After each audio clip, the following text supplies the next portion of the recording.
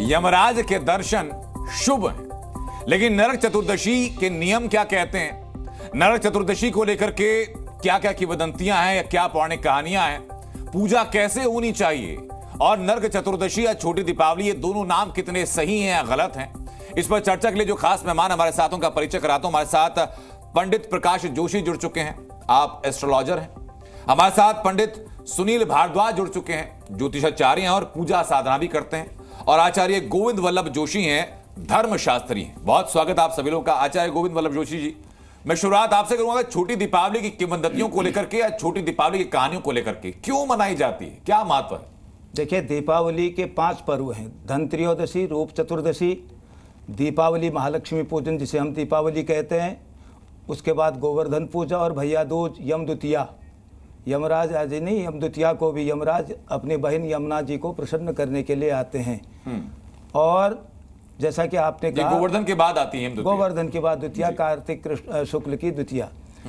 लेकिन मैं निवेदन करूंगा, बहुत जी न्यूज के माध्यम से शंकाओं का समाधान भी होता है। जी न्यूज के दर्शक श्रोता ये भी देखेंगे, ये जो छोटी दिवाली शब्द चल पड़ा है 15-20 साल से, पता नहीं कहाँ से चला, अखबारों में कैसे आया, कहीं किसी पंजाब में या कहीं बोलते होंगे लोग। दीपावली कोई छोटी नहीं होती है। दीपावली माने दीपावली एक ही है, महालक्ष्मी, और उससे पढ़ने वाले जो और 4 पर्व हैं। धन त्रयोदशी, हम लोग भगवान धन्वंतरि की आराधना करते हैं उत्तम स्वास्थ्य के लिए। आज है रूप चतुर्दशी, आज स्वच्छता होगी, उबटन स्नान होगा, पहले हल्दी आदि से स्नान होता था। और जैसे कि आपने कहा, यमद्वीप दक्षिण दिशा की ओर यमराज के लिए द्वीप, और ये यमद्वीप क्यों होता है? पितरों के लिए भी होता है। जब हम लोग श्राद्ध तर्पणादि पूर्वजों का, पितरों का करते तो दक्षिण मुख करके ही वहीं दीप जलता है और वहीं को हम पितृ तीर्थ से उनको तर्पण करते हैं, क्योंकि महालक्ष्मी का पूजन बिना पितरों के पूजन के सफल होता ही नहीं है। इसलिए उसके पूर्वांग महालक्ष्मी के पूजन से पहले पितरों का पूजन किया जाता है आज के दिन में। जी, आज के दिन। और दूसरा, अभी आपके वहां से बता भी रहे थे, भगवान श्री कृष्ण ने सत्यभामा के साथ नरकासुर को ये वरदान था, किसी स्त्री के द्वारा ही तुम्हारा वध होगा। नरकासुर की कैद में 16,000 पूर्वोत्तर, जिसे आजकल हम कहते हैं, वहां के समस्त राज्यों के राजाओं को कैद कर रखा था जी। और उन रानियों को अपने हरम में रखा हुआ था। और उनके अंदर नरकासुर, दुर्योधन और जरासंध ये मित्र थे। तो नरकासुर ने कहा था, पांडव जब कुरुक्षेत्र में हार जाएंगे, दुर्योधन जीतेगा, हम इन राजाओं का नर में। सुनिए भाई साहब, आचार्य जी, मैं इन कहानियों पर भी आऊंगा, उसके पहले जो आज के दिन की महत्ता है, खाली मैं उसको समझ लूं। महत्ता यार ये जी, उनका हम वहां वध करेंगे, तब उत्साह में उन रानियों का भोग करेंगे, भोग करता था जी। उनका वध किया, उनको नरक से पार किया उन्होंने, इसलिए नरक उद्धार की भी ये चतुर्दशी है। ठीक है। द्वापर। पंडित सुनील भारद्वाज जी, अब मुझे जरा पूजा के बारे में बताइए कि आचार्य जी ने कहा कि भाई छोटी दीपावली नहीं होती है, नाम तो अपभ्रंश रूप है, ये बना दिया गया, ऐसा होता नहीं। तो सही नाम आज के दिन का क्या है पौराणिकता के अनुसार? और दूसरा, आज के दिन की पूजा पद्धति क्या होनी चाहिए, क्योंकि आज शाम को सब जगह पूजा होनी भी है। रूपक चतुर्दशी, ये आपके रूप के लिए है। आज जैसे कहा आचार्य जी ने, उपटम लगाना, आज के दिन काया को कल्प करना, यूं तो कल से ही प्रारंभ हो गया था। जब धन्वंतरी वैद्य कलश लेकर आए थे, उसी दिन से प्रारंभ हो गया था।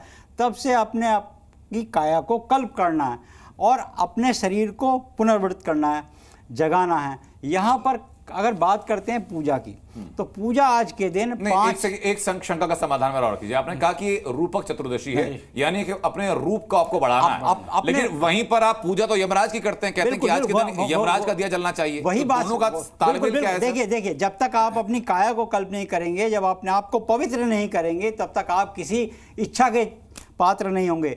जब आपने अपनी काया को कल्प कर लिया, तो उसके बाद आप अपने 5 दिन का जो पर्व है, ये कड़ी से पर्व है। आज काली का भी दिन है, आज रूपक का भी दिन है। आज आपने अपने शरीर को यमराज के प्रति ये समर्पित भी करना है कि हमने कभी यम की यातना नहीं सहनी, क्योंकि आज के दिन उनको दीप दान देना। आज के दिन आपने 5 दीपक तो देने हैं, 5 ज्ञानेंद्रियां, कर्मेंद्रियां और एक मन को आपने पूर्ण रूप से समर्पित करना है अपने इष्ट के। आज का दिन भी इतना महत्वपूर्ण है कि अपने आराध्य को भजते भजते उसके चिंतन में इतने डूब जाओ कि आपका इष्ट, आपका ईश्वर आपकी बात माने। क्योंकि भक्त कहते हैं, वो क्या कहते हैं, अहम भक्त पराधीना, मैं अपने भक्त के पराधी। ये तो भगवान कृष्ण ने कहा, हे पात्र, मैं भक्त के पराधीन हूं, मगर भक्त मेरी चिंता नहीं करता, मुझसे नाता नहीं जोड़ता, मुझसे जुड़ता नहीं। कहने का भावार्थ समझ पाया हो, गलत हो तो प्लीज मुझे आप सही भी कीजिएगा कि अपने आप को मानकर चलिए कि आप अपने आराध्य को अपने आप को समर्पित कर रहे हैं। अपनी शरीर नश्वर है और ये मानते हुए आप यमराज के भी दर्शन करते हैं, यमराज करते हैं। देखो, आपको काल के गाल में नहीं जाना। कहते हैं ना, मृत्यु से वो डरे जो कर्म करे चांडाल का, और काल उसका क्या बिगाड़े जो भक्त हो महाकाल का।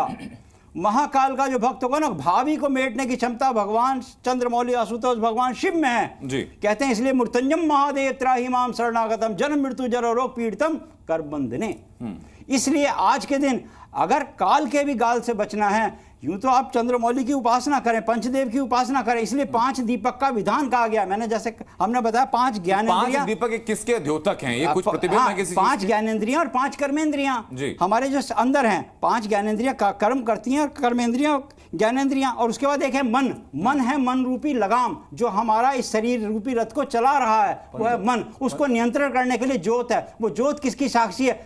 ज्योत किसकी साक्षी है? जैसे अग्नि को साक्षी मानकर फेर रखिए, ये साक्षी है पंचलोकपाल भी। वो आपके शरीर में जो पूजा तो यानी घर के अंदर 5 दीपक आज दिन और ये कहाँ जलाने? तेल क्यों सर? ये जलाने कहाँ है? 5 ही दीपक तो आपने 5 जगह अलग देखो। एक तो मंदिर में जलाना है, एक अन्नपूर्णा के जलाना है, एक प्रांगण में जलाना है, एक अपने ईस्ट में जलाना है। ये तो 5 दीपक जलाएंगे, अपने शयन कक्ष में जलाना है, सब जगह जलाना है।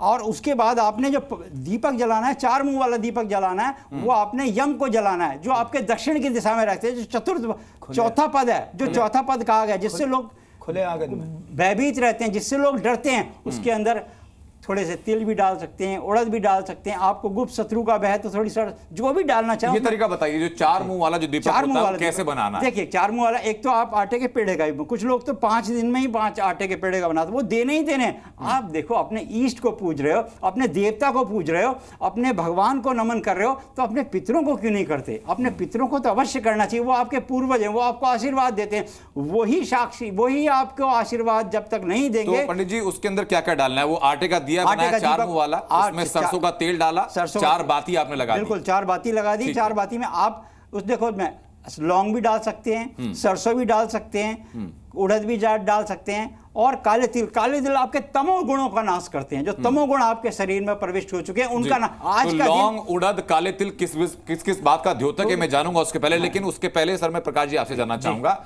समय क्या है आज की पूजा का? क्योंकि सबसे महत्वपूर्ण होता है कि भाई समय सारणी के अनुसार चला जाए। आपने बहुत सुंदर ये कार्यक्रम रखा है। सबसे पहले मैं दर्शकों को बताना चाहूंगा, फिर समय बताऊंगा। देखिए, धनतेरस में हम क्या करते हैं कि हम अपने घर की सफाई करते हैं। तो रूप चौदस के दिन हम अपने को सही करते हैं, हल्दी लगाते हैं सुबह सुबह, उपटन लगाते हैं सुबह सुबह, ठीक है ना, ताकि लक्ष्मी जी आए तो हमारा घर भी स्वच्छ हो और हमारा शरीर और हमारा मन भी स्वच्छ हो। इसलिए हम उपटन भी आज लगाया जाता है। आप देखते हैं तेल भी लगाया जाता है, हल्दी भी लगाई जाती है, उपटन भी लगाया जाता है। तो इसको इसलिए रूप चौदस कहा जाता है। और कहते हैं ना, अकाल मृत्यु हरणम सर्व व्याधि विनाशनम, यानी कि अकाल मृत्यु को हरने के लिए ये जो आपका नरक चतुर्दशी, इसको पर्व कहा जाता है। इस दिन जो दीपक, जैसे आचार्य जी ने बताया कि चौमुखा दीपक लगता है, 5 भी दिए जलाए जाते हैं, और एक बड़ा चौमुखा दिया दक्षिण की ओर जलाया जाता है, और 16 दीपक का भी विधान है। और इस दिन 16 दीपक का विधान, हाँ, 16 दीपक का भी विधान है, तो उसका भी विधान है। 4-4 छोटे-छोटे दीपक चारों दिशाओं में भी जलाए जाते हैं, और एक मुख्य दीपक दक्षिण दिशा में, वो 5 ही हो गए। जो आचार्य जी ने कहा ना कि वो 5 ही हो गए, तो 5 दीपक जलाया जाता है। साथ ही साथ अगर देखा जाए तो ये जो टाइम है, टाइम के बारे में आप कभी भी कर सकते हैं, लेकिन इसका एक महत्वपूर्ण समय भी होता है। तो समय जो है वो 5:30 बजे से लेकर और 8 बजे के बीच में अगर आप यम की पूजा करते हैं। आप यम की पूजा आप कैसे करेंगे? इस दिन कृष्ण भगवान की भी पूजा कहीं कहीं क्षेत्रों के अंदर होती है, तो आप उस दिन कृष्ण जी की भी पूजा करेंगे।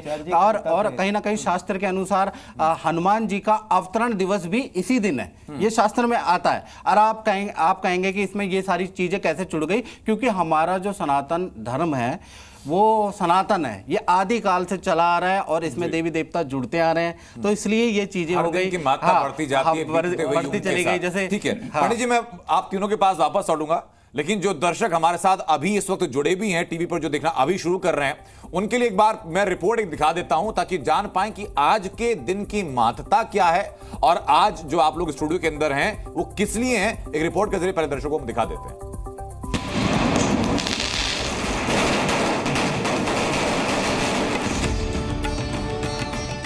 दिवाली के मौके पर देश भर में धूम है। कल धनतेरस के मौके पर बाजारों में भीड़ थी, तो वहीं आज यानी छोटी दिवाली का भी बेहद महत्व होता है। आज के दिन यमराज की पूजा होती है। एमपी के ग्वालियर का एक ऐसा मंदिर है जहां साल में एक बार नरक चतुर्दशी पर यमराज का अभिषेक होता है, यानी आज के दिन यहां यमराज की पूजा की जाती है। ये मंदिर मार्कंडेश्वर के नाम से प्रसिद्ध है। इस मंदिर का निर्माण सिंधिया जी के शासनकाल में लगभग 250 से 300 साल पहले कराया गया था। उस उक्त की मंदिर के छोटे महंत पंडित महेश शर्मा ने उन्होंने जानकारी देते हुए बताया कि आज ही के दिन भगवान श्री कृष्ण ने नरकासुर का वध किया था और 16,000 कन्याओं को मुक्त कराया था। जो नरकासुर था, इसका वध उन्होंने इसलिए किया था क्योंकि नरकासुर को ये ऐसा वरदान मिला था कि इसकी जो हत्या होगी या फिर इसकी जो मृत्यु होगी वो सिर्फ स्त्री के हाथों ही होगी। इस कारण से इन्होंने 16,000 कन्याओं का अपहरण कर लिया था। इसके उपलक्ष्य में श्री कृष्ण भगवान ने सत्यभामा के साथ जाकर नरकासुर का वध किया था। मान्यताओं के मुताबिक आज छोटी दिवाली या नरक चतुर्दशी के दिन यमराज का अभिषेक करने वाले और उसके परिवार को नरक का भय नहीं रहता है। दीपावली से पहले कृष्ण चतुर्दशी के दिन नरक चतुर्दशी का त्योहार मनाया जाता है। आज के दिन दक्षिण दिशा में दीपक जलाने से अकाल मृत्यु का डर नहीं रहता। कार्तिक मास के कृष्ण पक्ष की चतुर्दशी तिथि के दिन को नरक चतुर्दशी या छोटी दीपावली का पर्व मनाया जाता है। रिपोर्ट आपने देखी। सभी जो खास व्यक्तित्व हैं हमारे साथ हैं और गोविंद वल्लभ जोशी जी, मैं आपके पास आऊंगा कि मंत्रोच्चार के बारे में जरा जानकारी दें कि पूजा करें तो कैसे करें। आज दीप जलाते हैं।